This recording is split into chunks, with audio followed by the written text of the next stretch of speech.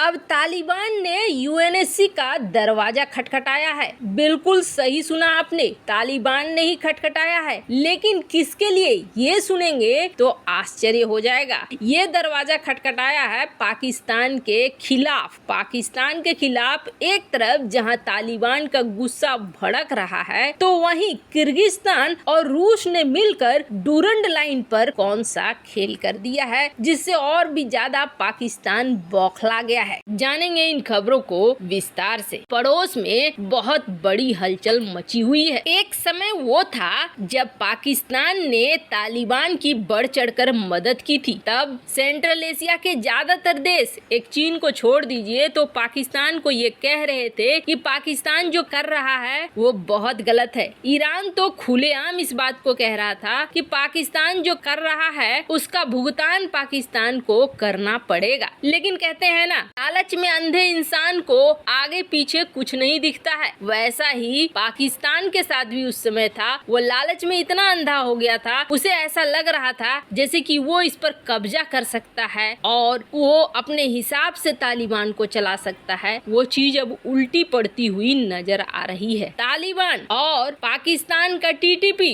दोनों मिल चुके हैं और दोनों मिलने के बाद उल्टा ये हो रहा है, पाकिस्तानी सेना पर लगातार हमले हो रहे हैं। अब इन हमलों से परेशान होकर पाकिस्तान ने क्या किया, कुनार और खोस जो इलाका है अफगानिस्तान का, वहां पर एयर स्ट्राइक करना शुरू कर दिया। अब इस एयर स्ट्राइक से धीरे धीरे तालिबान के अंदर गुस्सा भी भड़कता चला गया, क्योंकि पहली बार ही स्ट्राइक से 41 लोग मारे गए। लेकिन इस बार तालिबान कुछ इस तरीके से कर रहा है जिसको तालिबान का स्टाइल नहीं कहेंगे आप, क्योंकि तालिबान इस मामले को लेकर संयुक्त राष्ट्र सुरक्षा परिषद में पहुंचा हुआ है। संयुक्त राष्ट्र में जो अफगानिस्तान के परमानेंट मिशन के प्रभारी हैं, नसीर अहमद फाइक, इन्होंने सुरक्षा परिषद के अध्यक्ष को खत लिखा और खत में ये कहा कि पाकिस्तान ने हमारे ऊपर एयर स्ट्राइक किया है, एक तरीके से हमारे ऊपर हमला है और ये हमला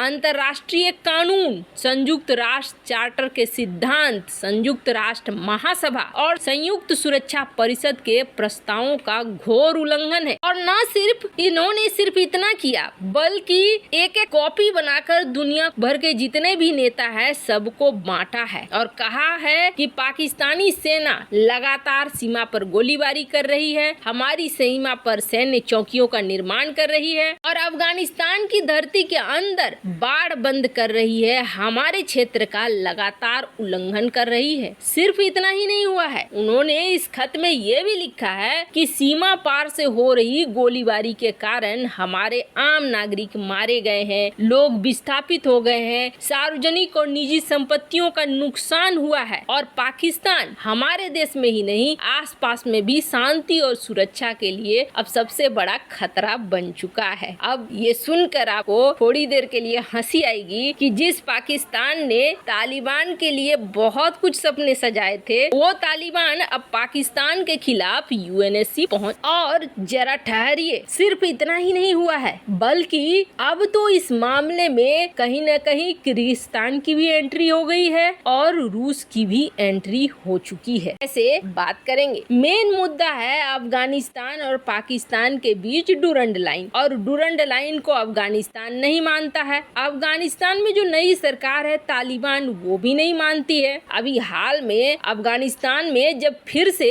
पाकिस्तानी एयरक्राफ्ट एयर स्ट्राइक करने के लिए घुसे थे, तब तालिबान ने एंटी एयरक्राफ्ट गन से उनका स्वागत किया था। और अब तालिबान एक ऐसा अप्रोच पकड़ रहा है जिसके जरिए पहले पूरी दुनिया को बता रहा है कि देखो पाकिस्तान गलत कर रहा है और अगर अब हम एक्शन ले लें तो तुम ये मत कहना कि तालिबान तो पहले से बदनाम है और ऐसे में पाकिस्तान के ऊपर ये एक्शन ले लिया है तालिबान ने। अब इसके लिए एक सेमिनार का आयोजन होता है। ये सेमिनार सुनने में बहुत साधारण सी बात लगेगी, लेकिन इसके पीछे बहुत बड़ा खेल हो गया है। जो सेंट्रल एशिया का देश है किर्गिस्तान, और किर्गिस्तान और रूस की एक मिली जुली यूनिवर्सिटी है और इस यूनिवर्सिटी का नाम है किर्गिज रशियन स्लेविक यूनिवर्सिटी। अब इन्होंने 29 अप्रैल 2022 को किर्गिस्तान के कैपिटल सिटी बिश्केक में एक आयोजन किया और ये जो आयोजन था, ये आयोजन खास तौर पर जो तालिबान और पाकिस्तान के बीच डिस्प्यूट है डूरंड लाइन का, उसको लेकर किया गया। यहाँ पर बात सिर्फ इतनी नहीं है कि इस चीज का आयोजन किया गया, इस बैठक में साफ तौर पर यह कहा गया कि पाकिस्तान अपने पड़ोसियों के घरेलू चीजों पर प्रभाव डालना चाहता है और यही वजह है कि पाकिस्तान और तालिबान में लगातार भिड़ंत हो रही है। के लिए बकायदा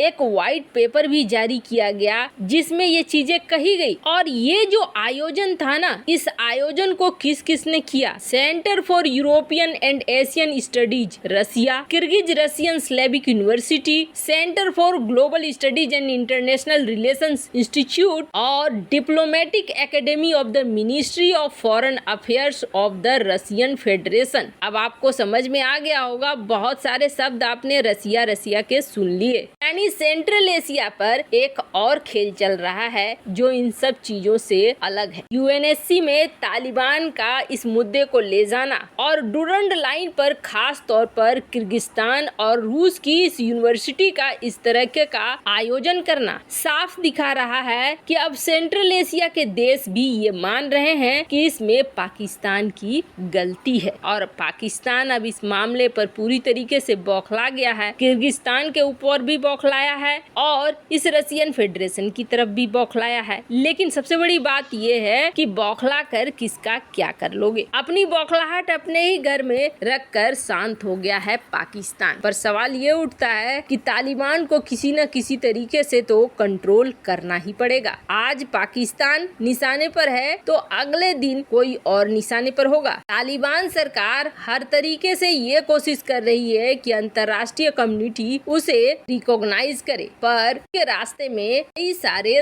रोड़े हैं जिसमें से पाकिस्तान को भी वो अपने लिए एक बड़ा रोड़ा मानता है। वैसे किस तरीके से इस सेमिनार को ऑर्गेनाइज किया गया और इसके बाद पाकिस्तान की बौखलाहट भी सामने आई, पर आपको क्या लगता है, क्या तालिबान को कंट्रोल करना जरूरी है? नहीं तो ये बाद में इस पूरे रीजन में किसी न किसी तरीके का आतंक मचाएंगे। कमेंट कर अपनी राय जरूर बताएं। जल्द मिलते हैं अगले वीडियो में नई खबर के साथ।